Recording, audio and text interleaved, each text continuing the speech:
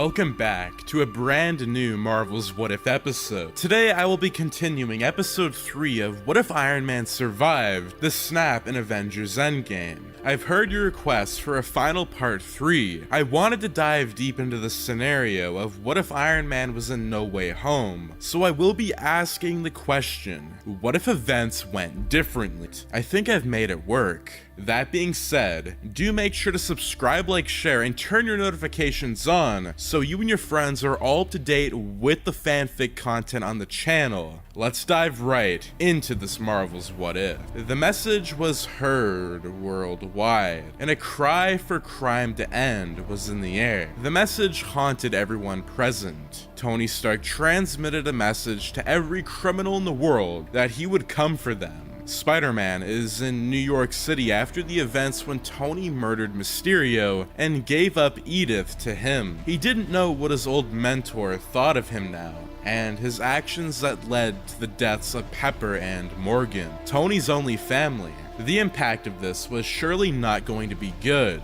The crowd of people roared through the city, cheering that there was finally going to be peace, and Stark was the one who would lead them to justice. The problem remained what Tony Stark would do now that his family was annihilated in seconds. Parker watched people in the streets going wild, Iron Man fans screaming. He had a weird sense that the blame would have been on him if not for Mysterio being killed, and even his identity could have been compromised. But because of Tony's actions, being able to act fast enough, Tony took the blame and exposed Mysterio before he would act with the rest of his plans. Spider-Man turned his head to see MJ, who was in the crowd down below. She looked uncomfortable being down there, and in a split second, Spider-Man dropped below. People ran towards him asking if he was Iron Man's sidekick. People wanted photos. They called him a hero, and Peter wanted to embrace it, but because he knew the full extent of his and Tony's actions, Spider-Man grabbed MJ, swinging towards a massive skyscraper.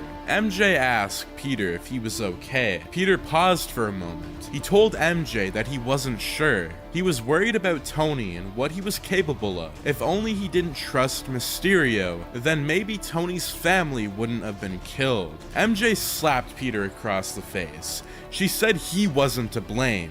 He couldn't blame himself for their deaths. Peter took his mask off with tears, sitting down on the skyscraper. He looked at his mask. All Spider-Man has ever done was bring pain to other people. MJ could never understand this. Being a hero was the most challenging thing, and he thought that maybe his dreams of being an Avenger, being that friendly neighborhood Spider-Man, were put to rest. MJ tried to take Peter's mask. Before moving it away from her, there was a silence. The two just looked at each other. MJ said Captain America might be able to help him, until Peter said he would help himself, dropping the mask down below. The mask flew in the air as the two watched it go down the bridge. Peter said, "Sometimes you need to give up what you want the most, even your dreams." Peter had enough of these games. The time for being a hero was over. Letting the big players take over was something he thought about for a while. Peter took MJ back to her place before Parker walked away with his head down into the darkness of the night. At the same time, a loud mechanical noise could be heard echoing in the room. Tony Stark continued to build his Iron Legions. He would never take a break until he snapped, throwing his booze to the side of the wall. It smashed into his face, leaving a big gash on his cheek. Tony still wouldn't give up building. Both his hands were shaking, and the music in the background became distorted. Tears filled up with each passing moment. He flipped over the table and threw all of the parts away, blasting everything in sight before dropping to his knees. Stark realized he had blasted one of the only pictures of him with Morgan. He picked up the shattered photo and cried. Tony thought to himself, why did it have to be this way? After trying to protect everyone, the only family he had he couldn't protect. A terrible knot formed. The guilt was too much for him to take. Tony thought about taking his own life to be with his family, but at the same time, he was Iron Man. He could gain his family back, but it would take everything to do it. An idea sparked in Tony's mind. He thought, what if he could somehow build a multiversal teleporter to send him to a world where his family is still alive? Knowing what he needed to do, Stark started building manically. The next day, Peter met with Ned and MJ at the school caf, talking about how they were getting prepared to go to MIT after being accepted. Ned asked Peter how he would balance college life and Spider-Man. Before the news hit in New York City, Spider-Man No More, the Daily Bugle, had found Spider-Man's costume in an alleyway. J. Jonah Jameson confirmed that it was the official suit and that Spider-Man gave up his crusade. Flash, who was in the caf, couldn't believe his eyes,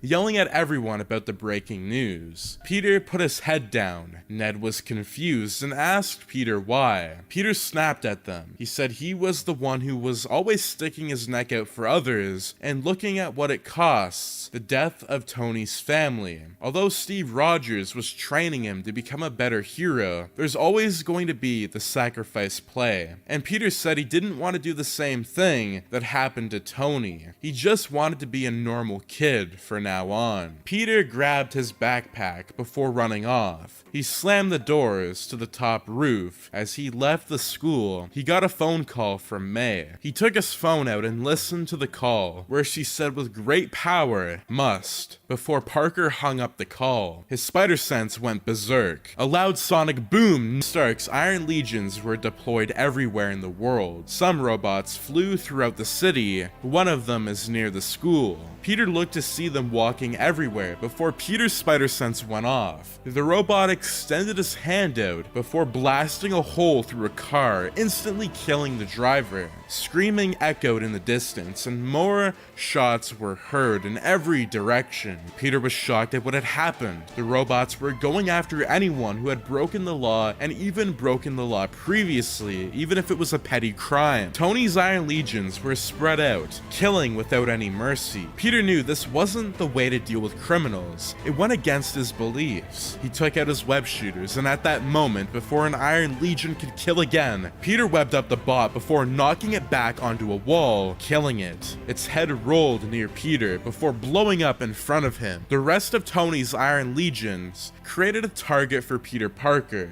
After attacking one of the bots, this caused the Iron Legion to categorize Peter Parker as a criminal. He knew that something was wrong. Peter dodged the rest of the robots on the street, and people at Midtown heard noises coming from outside. They ran outside and started crowding the area. Parker fought one after another on the street and started looking back on his shoulder. Seeing people with their phones out, he screamed, telling all of them to get back. Peter told them not to engage. He was shot in the left leg, screaming in pain, falling to the ground. He screamed, webbing the rest of them up. Peter couldn't think of how the rest of his life would play out. By the end of the day, everyone was going to know that he was Spider-Man. That didn't matter. Parker fought with no fear in his heart, no anger in his soul. He fought for the greater good, to protect his friends. Maybe he was wrong about Spider-Man. Maybe everything leads up to this point. Parker had flashbacks of him and Tony when he first became Spider-Man. While Peter was getting shot by unibeams in all directions, he could only think of the good times. At that moment, before he heard a voice in his head telling him, "You did good, kid."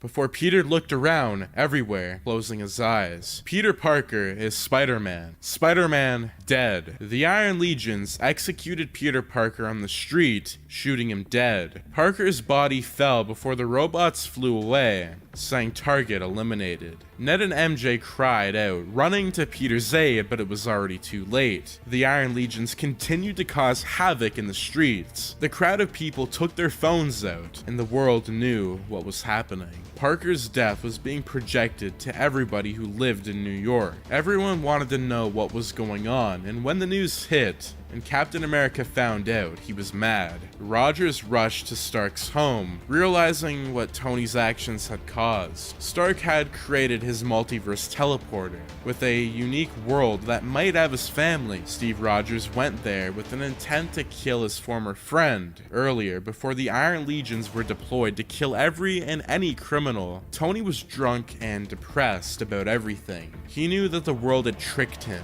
and he felt as if he had been conned.